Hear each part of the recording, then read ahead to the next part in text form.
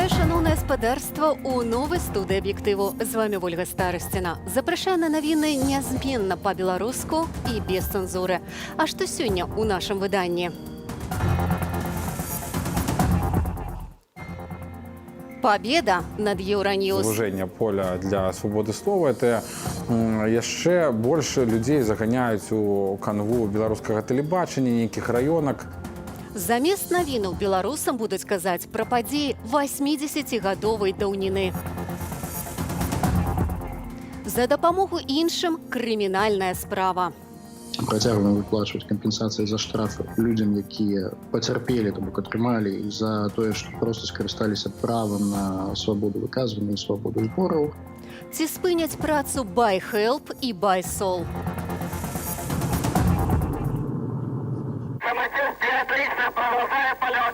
60 гадоў касмічных прыгодаў чалавецтва. У нас много космонавтов, и народ тоже любит полетать. А Юрий Гагарин был белорусом?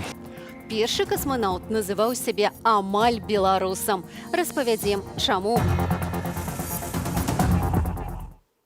Без навінаў, але з фільмамі пра вайну. Беларусаў пазбавілі магчымасці глядзець інфармацыйны тэлеканал «Евроньюз». Замест яго ў сетцы вяшчання з'явіўся расійскі праект «Победа». Як гэткія змены ў медыапрасторы ўспрынялі беларусы, распавядзе Анастасія Русецкая. У Беларусі спынілі трансляцыю «Евроньюз». Замест еўрапейскага інфармацыйнага каналу гледачам прапанавалі расійскую «Победу» – тэлепраграму пра другую усесветную войну. Включили канал, да, «Победа» к 75-летию. Ну, кому, наверное, к этому все идет, я так считаю. За митингов, может быть. Чтобы народ не знал всей правды, поэтому идет только пропаганда по БТ. И все, они навязывают мнение, которое, по их мнению, должно быть у всех. Я бы не возражала, чтобы был канал Евроньюз, хотя я его просто не смотрю теперь, да. Но вот то, что по Победе, это необходимо. Хотелось бы, чтобы все вернулось. Евроньюз в том числе. Потому что единственный канал, который еще можно было посмотреть. Як паведаміла Міністэрства інфармацыі, у каналу «Евроньюз» скончыўся тэрмін дазволу на распаўсюд на тэрыторыі нашай краіны. Намеснік старшыні Беларускай асацыяцыі журналістаў Барыс Гарэцкі адключэнне «Евроньюз» называе чарговым крокам да адсячэння беларусаў ад непадцэнзурнай інфармацыі. Яшчэ одно звужэнне поля для свободы слова. Это яшчэ больше людей заганяюць у канву беларускага тэлебачання, нейкіх раёнак. І тыя людзі, якія не кожны дзень прям там сочаць за тэлеграм-каналамі і сусветнымі медыа в інтэрнэце, для іх гэта сапраўды адчувальна, для іх сапраўды стала менш інфармацыі цяпер.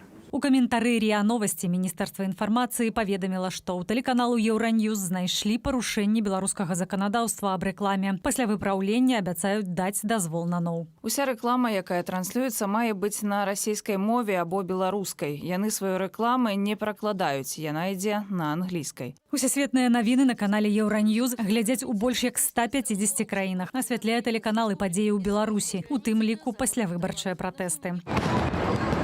У эфіры расійскай «Победы» савецкае ваеннае кіно і дакументальныя праграмы пра вайну ды сведчанні ветэранаў. Уключэнне тэлеканала «Победа» яно будзе пашыраць наратыў пра агульную перамогу беларускага і рускага народаў у часы Вялікай Адчайнай вайны.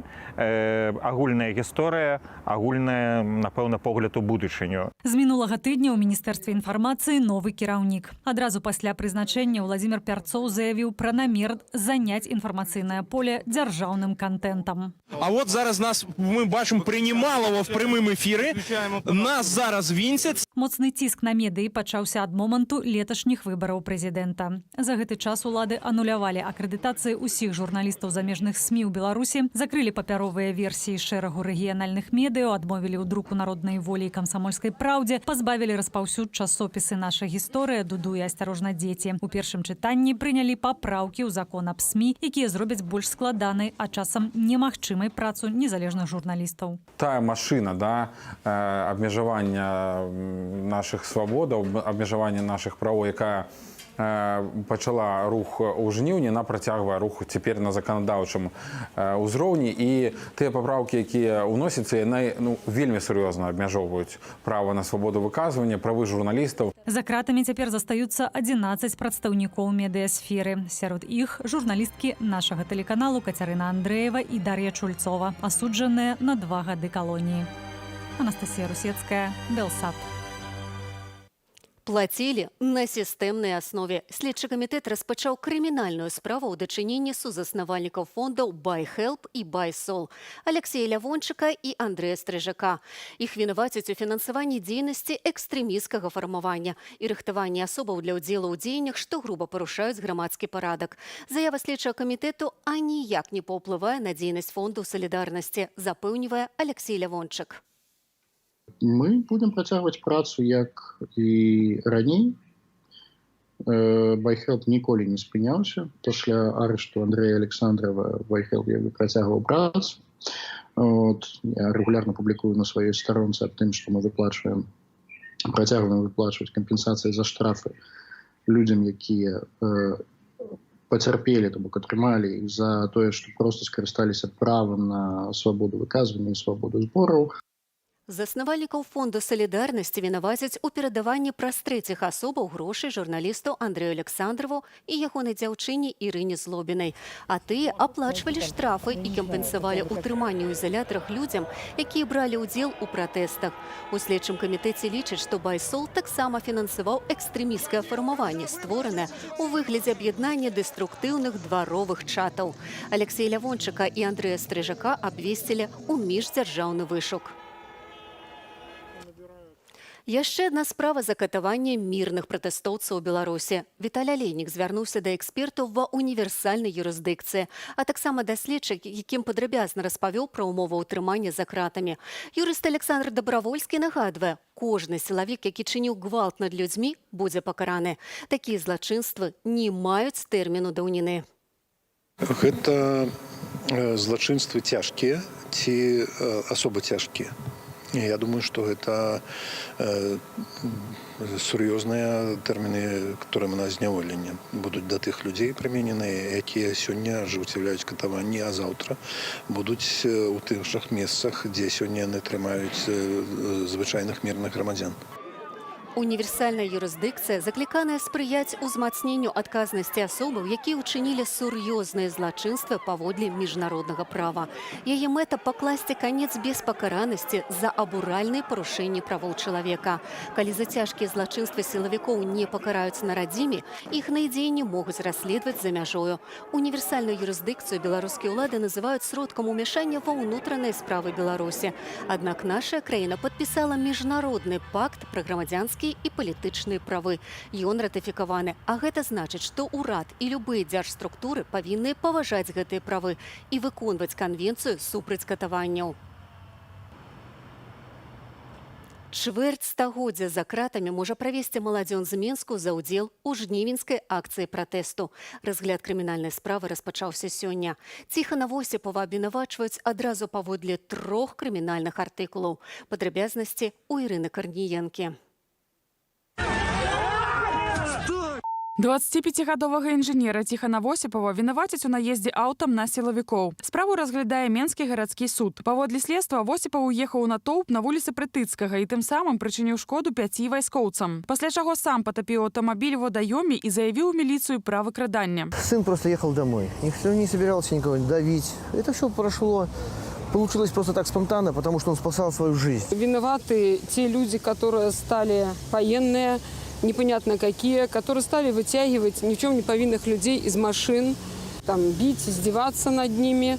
Значит, он, когда к нему в машину стали вламываться, он принял решение уезжать, потому что там другого выбора не было. Ціхана Восіпова абвінавачваюць паводле 3 артыкулаў крымінальнага кодексу. Замах на забойства военных, удзел у масавых беспарадках і непраўдзівы данос. За гэта Ціхану пагражае до 25 гадоў пазбаўлення волі. Вину мы не признаем по тем статьям, которые ему приписывают. Единственное, что его есть ложный донос, но он от него и не отказывается. Как бы за свое он готов отвечать, но то, что он не делал, За это как бы несправедливо судить. У Бобруйську судять 4 мужчин, у яких винуватять у підпалі табакерки. Олександр Назарович, Олександр Мар'ясов, Віталь Василевич 10 кастричника утримлюються у СІЗО Бобруйську. Їм інкримінують яще блокування руху чыгунки, пошкодження автомобілів міліціянти і псування припинків. 4-й обвинувачений Олександр Г. має меншу кількість артикулів і чекає рішення суда на волі. У Гомлі розпочався суд над довіреними особами Світлани Тихановської. Юрія Уласова, Дмитрія Івашкова, Олександра Шабаліна і Тетяну Коневську винуватять в уділі у масових безпорядках і плануванні захопу адміністраційних будинків. Они в плену. В самом обычном плену. Доверенные лица Светланы Тихановской. На Светлану Тихановскую завели уголовное дело, пытались ее из Литвы выдернуть. Это просто плен. Підтримати обвинувачених прийшло каля 4 десятків чоловік, але у залу трапили лічені люди, мовляв, з причини коронавірусної хвороби. Свояков політв'язнів примусили здати мобільні телефони у камеру заховування. Журналістам заборонили вести здимки навіть у коридори. Вони відкрито виказували свої позиції.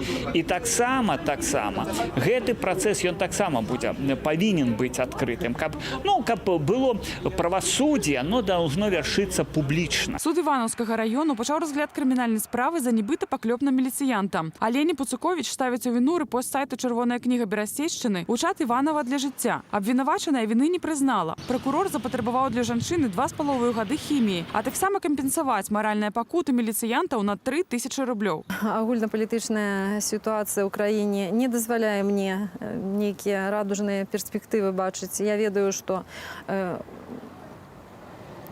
рішення вже прийнято, скажімо так, і все це інсценіровка. Суд політизований, як і всі інші суди у наш час. Керівницю громадського об'єднання «Звяно» Тетяну Гацуру-Яворську правооборонча супольність признала політзняволений. Агульний лік політв'язнів у Білорусі на сьогодні складає 354 особи.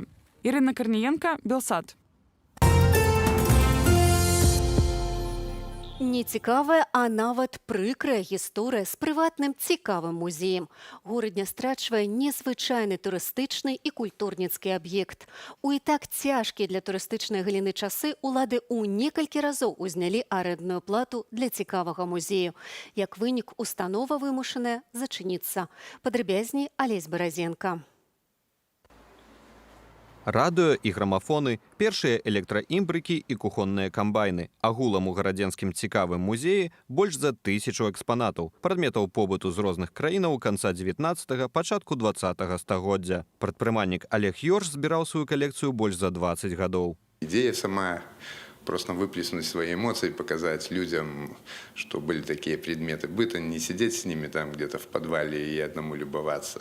Вот. Ну и организовывать экскурсии, видеть эмоции людей. Паводле ўладальніка больш за палову наведнікаў музею складалі замежнікі. Пэўны час прыбытак ад турыстаў дазваляў пакрываць выдаткі на музей, аднак з пачаткам пандэміі турысты зніклі, а мясцовыя ўлады праз год пастанавілі яшчэ і падняць арэнду. Музей давялося закрыть. Экономическая, политическая, пандемическая ситуация положила все. Ну, отношение властей, когда он внезапно в 6 раз поднимает арендную плату, я думаю, любой уйдет с этого помещения. Цяпер у горадні застаецца толькі адзін прыватны музей. Музей гісторыі гарадскога побыту Януша Паруліса, які існуе больш за 10 гадоў. Але яму ўлады падвышаюць арэндную плату. Гаспадар жа пакуль не здаецца і пакрывае ўсе выдаткі з уласнай кішэні, каб захаваць справу свайго жыцця. Пандэмія каранавіруснай хваробы моцна ударыла па турыстычнай сферы нашай краіны. Адзіным паратункам можа стацца развіццё ўнутранага турызму, сцвярджаюць адмыслоўцы. Зараз беларусы вандруюць по Беларусі. Большай ступені гэта, конечно, такія індывідуальныя турысты, якія прыязджаюць да нас, напрыклад, мы тут робім ім прыём. Ёсць карпаратыўныя замовы, людзі замовы, але не вельмі іх шмат. То есть было болей раней карпаратыўных, таму што, все ж таки вялікімі аўтобусамі падчас пандэміі людзі не вельмі хочуць ездзіць часам, так бывае. Але ці толькі ў каронавірусе прычына, чаму замежнікі не жадаюць ехаць у Беларусь? Мы спыталіся у жыхароў іншага безвизового городу Берестя. В первую очередь все-таки ковид будет, но на втором месте это явно митинги и ситуация в Беларуси.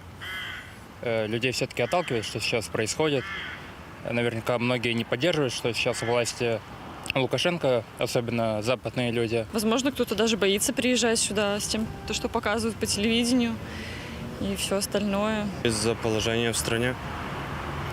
закрыты границы, и, в принципе, из-за того, что происходило, навряд ли кто-то захочет приезжать. Сложная обстановка, ситуация политическая. Из-за пандемии и из-за политичной ситуации в стране. С кастрычніка 2016 года замежныя турысты могуць наведваць горадню без візаў. Да пачатку 2020 года гэтую магчымасцю скарысталіся каля 250 000 чалавек, а за мінулы год усяго каля 15 000. Алесь Баразенко, Белсат. Падзея сусветнага маштабу адбылася роўна 60 гадоў таму. Чалавек упершыню паляцеў у космас. Першым касманаўтам стаў савецкі лётчык Юрый Гагарин. Паводле пашпарту савецкі, а паводле адчування, як ён сам казаў, амаль беларус. З таго часу ў космасе пабывала больш за 500 чалавек з амаль 40 краінаў свету. А якія крокі ў космасе зрабіла Беларусь? Ці можа яна лічыцца сябрам касмічнага клубу? Высвятляў Ігор Станкевич. 12 красавіка 1961 года здзейснілася мара чалавецтва. Упершыню чалавек убачыў зямлю з космасу. Наблюдаю землю, различаю складки местности, лес, реки, облака. Гэта быў савецкі лётчык-выпрабавальнік Юрый Гагарин. У прыватных размовах ён часам называў сябе амаль беларусам, бо нарадзіўся на Смаленшчыне. Один віток вакол зямлі за 108 хвілінаў і ўдалае прызямленне. Навіна імгненна абляцела ўвесь свет. Говорит Москва. Пилотом-космонавтом является гражданин Союза Советских Социалистических Республик, летчик майор Гагарин. У 69-м годзе новы крок. Амерыканскія астранаўты высадзіліся на месяц. Аднак менавіта 12 красавіка лічыцца міжнародным днём палёту чалавека ў космас. З тае пары чалавецтва здзейсніла шэраг прарываў у засваенні космасу. З 98-га 14 краінаў вядуць шматлікія даследаванні на міжнароднай касмічнай станцыі. З 2002-го кампанія SpaceX, вытворца касмічнай тэхнікі, заснаваная Ілонам Маскам, стварае шматразовыя ракеты, якія могуць вяртацца на зямлю. Для вывучэння і будучай каланізацыі Марсу касмічнае агенцтва NASA цяпер тэстуе адмысловы верталёт. Вядома ж, каманда вельмі парадавалася за Perseverance, мякка пасадзіўшы нас на паверхню. Мы шукалі месца, якое, на шчасце, было за 20-30 метраў ад месца пасадкі імя Актывіі Батлер. Прызямліўшыся, мы працавалі над тым, каб праверыць верталёт, выканаць некаторыя практыкаванні, пераканацца, што ўсе рухавікі, лопасці і камп'ютары працуюць.